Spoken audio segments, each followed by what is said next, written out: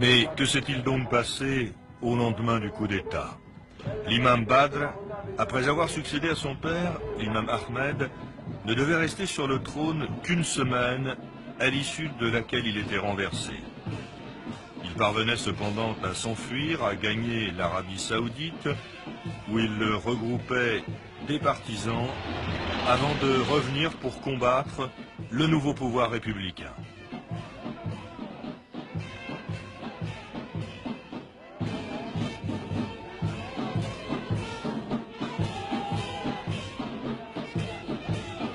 C'était alors le début d'une longue guerre civile qui devait se poursuivre pendant plus de 7 ans. Un conflit qui, pour le président Nasser, pouvait lui permettre de prendre pied sur la péninsule arabique en combattant d'un côté les Britanniques installés à l'époque à Aden et de l'autre la monarchie conservatrice saoudienne. Mais c'était oublié un peu rapidement le peuple yéménite qui fut bientôt très loin d'être convaincu de la pureté des intentions de ses alliés et qui vit finalement royalistes et républicains s'entendre pour provoquer le départ du corps expéditionnaire égyptien. Et au terme de cette longue guérilla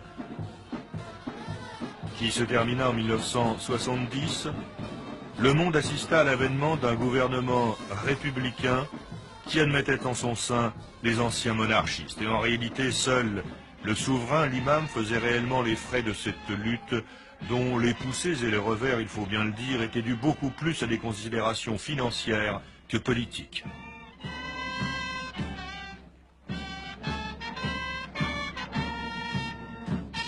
Et il reste au moins de cette révolution la persistance des subsides du grand voisin saoudien et cette remarquable façon de défiler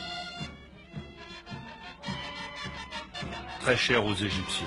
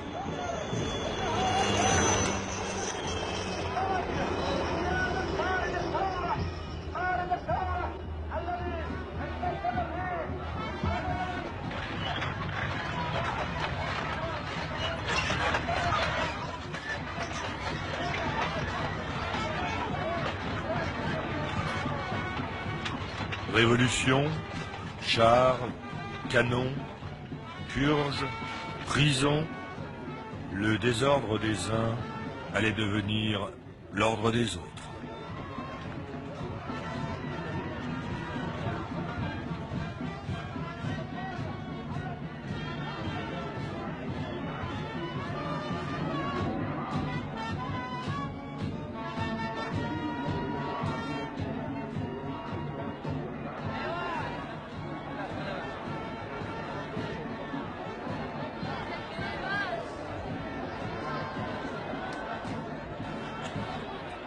Mais quittons la place Tahrir, cette place de la libération.